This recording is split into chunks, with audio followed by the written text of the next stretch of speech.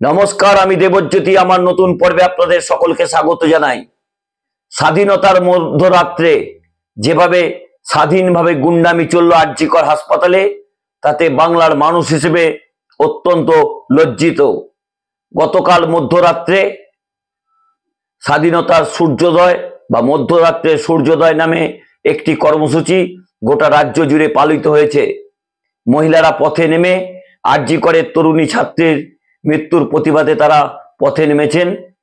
শুধু কলকাতা নয় বা শুধু পশ্চিমবাংলা নয়, ভারতবর্ষের বিভিন্ন জায়গাতেই প্রতিবাদ হয়েছে।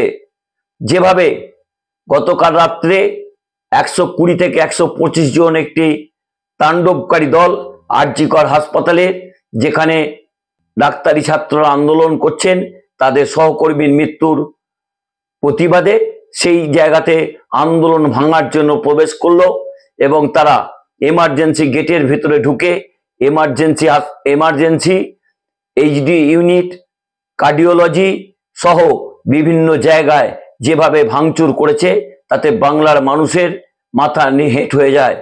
গোটা দেশ আজকে সেই ছবি প্রত্যক্ষ করেছে, যেভাবে লণ্ডভণ্ড করে দেওয়া হয়েছে এই আরজিকর হাসপাতালের 1 থেকে 3 তলা পর্যন্ত।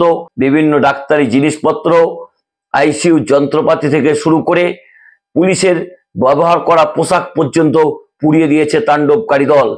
তাদের তাণ্ডবের বাইরে কিন্তু যায়নি আরজিকর হাসপাতালের যে ছাত্রছাত্রীরা আন্দোলন করছেন, তাদের যে মঞ্চ তারা তৈরি করেছিলেন, সেখানে যে ইলেকট্রিক যন্ত্রপাতি ছিল, পাখা থেকে শুরু করে মাইক, সবই কিন্তু ভাঙচুর করা হয়েছে।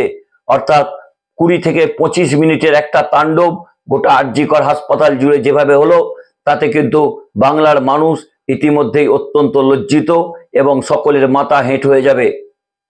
ইতিমধ্যেই কিন্তু এই অরাজনৈতিক আন্দোলনে রাজনৈতিক অনুপ্রবেশ ঘটেছে। গত কয়েকদিন ধরেই সিপিএম এর পক্ষ থেকে তারা কিন্তু আরজিকর হাসপাতালের উল্টো দিকে একটি মঞ্চ করে প্রতিবাদ করছিলেন। গতকাল বিজেপির পক্ষ থেকে মিছিল করা হয়েছিল, আরজিকর হাসপাতালে প্রবেশের চেষ্টা হয়েছিল, কিন্তু কোনো রাজনৈতিক দলকে আরজিকর হাসপাতালে প্রবেশ করতে দেয়নি ডাক্তারি ছাত্রছাত্রীরা। কিন্তু গতকাল যখন রাত্রি 12:40 থেকে 45 এই সময় এসএফআই এবং ডিওয়াইএফআই এর পক্ষ থেকে একটি মিছিল হঠাৎই আরজিকর হাসপাতালের এমার্জেন্সির যে পুলিশি ব্যারিকেড রয়েছে সেটা ভেঙে ঢুকে পড়েন এবং তার সঙ্গে বেশ কয়েকজন দুষ্কৃতীও প্রবেশ করে। তারপরে তারা এমার্জেন্সিতে পৌঁছায় এবং সেখানে যে ডাক্তারবাবুদের ব্যবহারের জিনিসপত্র, আইসিইউ থেকে শুরু করে লক্ষ লক্ষ টাকার জিনিসপত্র, ওষুধ থেকে শুরু করে আইসিইউর জিনিসপত্র, এমার্জেন্সিতে ব্যবহৃত সমস্ত জিনিসপত্র, পুলিশের পোশাক থেকে শুরু করে সমস্ত এলাকা একেবারে লণ্ডভণ্ড করে দেয়। পুলিশের পক্ষ থেকে এখনো পর্যন্ত 13 জনকে গ্রেপ্তার করা হয়েছে। তার মধ্যে স্থানীয় বেশ কয়েকজন দুষ্কৃতীর নামও পাওয়া গেছে। শুধুমাত্র এই দুষ্কৃতির পরিচয় বললে কম বলা হবে। আরজিকরের ছাত্রীর মৃত্যুতে যেভাবে তার ক্যাপিটাল পানিশমেন্টের কথা বিভিন্ন মাধ্যম থেকে উঠছে, গতকাল যারা এই তাণ্ডব চালিয়েছে তাদেরও সেই রকম ক্যাপিটাল পানিশমেন্টের কথা বলা হোক। মন্দির মসজিদে হামলা করলে যেমন সাম্প্রদায়িক দাগ লাগিয়ে দেওয়া হয় তাদের উপর, তেমনি যেখানে হিন্দু, মুসলমান, শিখ, ইসাই সকল ধর্মের মানুষ চিকিৎসা করেন, সেই জায়গাতে যেভাবে ভাঙচুর চালানো হয়েছে, তারাও কিন্তু সেই জায়গাতে খুব একটা কম দোষী নন। পুলিশ অতি দ্রুত তাদের গ্রেপ্তার করুক। 12 ঘন্টার মধ্যে পুলিশকে গ্রেপ্তারের একটা নির্দেশ দেওয়া হয়েছে। এখনো পর্যন্ত পুলিশ 13 জনকে গ্রেপ্তার করেছে। পুলিশের পক্ষ থেকে বলা হয়েছে গতকালের যে তাণ্ডব, সেখানে 15 জন পুলিশ কর্মী আহত হয়েছেন, তাদের মধ্যে পুলিশের পদস্থ বেশ কয়েকজন কর্তারা রয়েছেন। তবে গত কয়েকদিন ধরে এই অরাজনৈতিক আন্দোলনে যেভাবে রাজনৈতিক অনুপ্রবেশ ঘটেছে তা নিয়ে কিন্তু একটা প্রশ্ন উঠতে শুরু করেছে। আগামীকাল পথে নামছেন তৃণমূল নেত্রী মমতা বন্দ্যোপাধ্যায়। তার দাবি অবিলম্বের আরজি করের যিনি এই ডাক্তারি ছাত্রীর খুনে জড়িত তাদের ধরতে হবে এবং রবিবারের মধ্যে তাদের উপযুক্ত ব্যবস্থা করতে হবে। কারণ মুখ্যমন্ত্রী মমতা বন্দ্যোপাধ্যায় তাদের পরিবারের কাছে আবেদন করেছিলেন যে রবিবার পর্যন্ত সময় দেয়া হোক, না হলে তারা সিবিআই এনকোয়ারি করাবেন, কিন্তু আদালতের পক্ষ থেকে সেই সময় দেয়া হয়নি।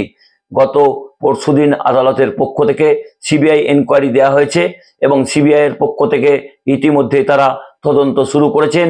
8 থেকে 10 জন ছাত্রছাত্রী থেকে শুরু করে চেস্ট মেডিসিনের এইচওডি তাকেও ডাকা হয়েছে, আরজি কর হাসপাতালের সুপারকে প্রাক্তন সুপারকে ডাকা হয়েছে এবং আজও হাসপাতালে এই সিবিআই আধিকারিকরা আসেন এবং হাসপাতাল কর্তৃপক্ষের সঙ্গে তারা বেশ কিছুক্ষণ কথা বলেছেন।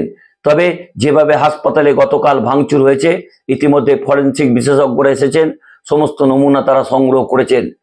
গত হাসপাতালে যে ভাঙচুর হয়েছে তা কিন্তু নিজের চোখে না দেখলে বিশ্বাস করা যায় না যে কিভাবে একটা দুষ্কৃতী দল এই রকম একটি প্রতিষ্ঠানে হামলা করে। ইতিমধ্যেই বিজেপির পক্ষ থেকে শুভেন্দু অধিকারী কেন্দ্রীয় বাহিনীর আনার দাবি করেছেন যে যেভাবে আরজি কর হাসপাতাল দফায় দফায় উত্তপ্ত হচ্ছে, যেভাবে সরকারি সম্পত্তি ভাঙচুর করা হচ্ছে, অবিলম্বে কেন্দ্রীয় বাহিনী নিয়ে আসা হোক।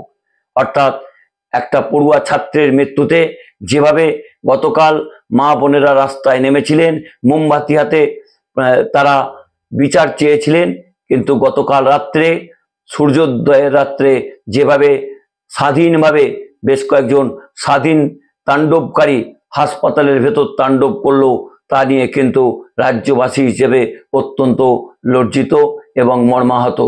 নমস্কার, আমি দেবজ্যোতি। আমার এই পর্বে আপনাদের সকলকে স্বাগত জানাই। যদি আমার এই পর্বটি ভালো লাগে আমার চ্যানেলটি সাবস্ক্রাইব করবেন, বেল আইকনটি ক্লিক করবেন এবং কমেন্ট করে জানাবেন কেমন লাগলো আপনাদের এই পর্বটি। শুভরাত্রি।